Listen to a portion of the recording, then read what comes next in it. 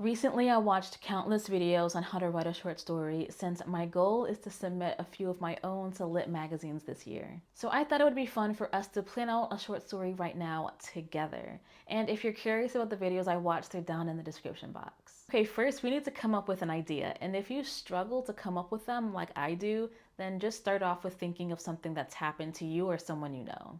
You don't need to write about exactly what happened, but just use that as a starting point. And then before we get into the little details, we need to figure out who our main character is.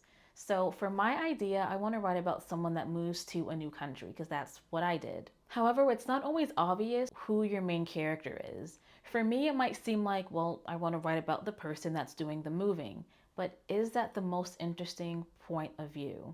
Maybe it would be more interesting to write from the perspective of a family member or friend she left behind, or of a person that she ends up meeting along the way. Now, to keep it simple for myself, I am going to write from the point of view of the person doing the moving. However, I would like to explore other point of views later on. We've got an idea, we've got our main character. Now we need to figure out what is their problem, what predicament are they in? If you're writing about your own life, this is definitely where you might want to start deviating from the truth. If you need some ideas for what predicament they could be in, here are 3 different things you can think about. The first one is, what is your main character's worldview or belief that can be challenged later on? Maybe they believe that once you hit a certain age, you're too old to pursue your dreams. Or maybe they believe that only men can be successful entrepreneurs. Maybe they believe that children aren't able to understand difficult situations like death. You can also think of an ironic contrast. So how is the character acting in a way that seems very opposite to who they are?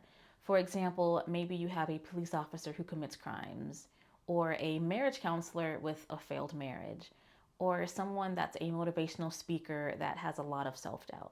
And thirdly, you can also think about a want or desire your character has, and then your story could be about the lengths they will go to achieve that goal.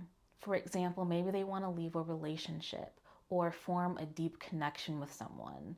Maybe they're dealing with loss and they need to figure out a way to deal with it.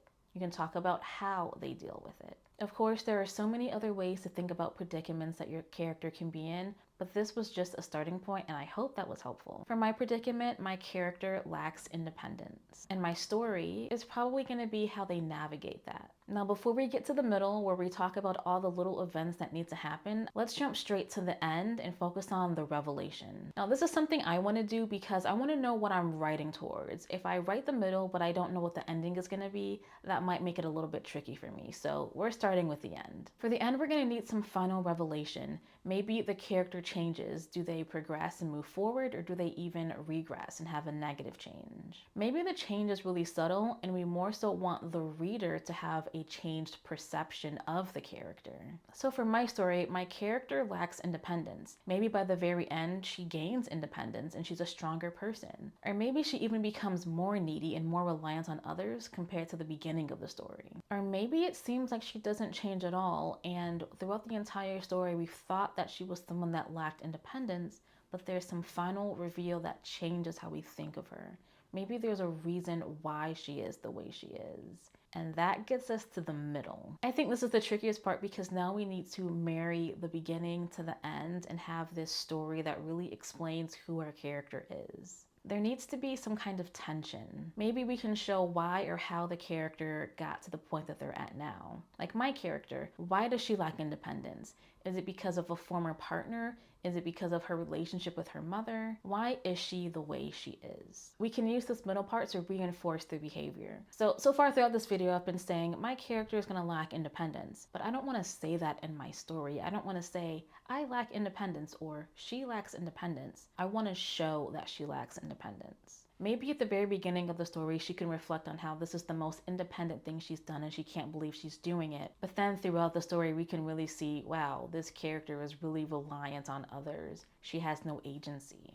We can also include other characters that act as an antagonistic force against our main character. Perhaps, even though she's in a new country, she bumps into someone from her hometown. This can lead to a revelation about why she moved to a new country. And maybe it's not really a lack of independence, but she's running from something else. And maybe by this point, we don't just see her as lacking independence, but we realize she's running from something. And even though she ran halfway across the world, she wasn't able to escape from it. Ultimately, I want to focus on how does the situation challenge her and what is she struggling with? I'm going to use those questions to really help me figure out what my middle is going to be about and how I'm going to portray my character. And now that we have all that brainstorming out of the way, we can just put all of that together.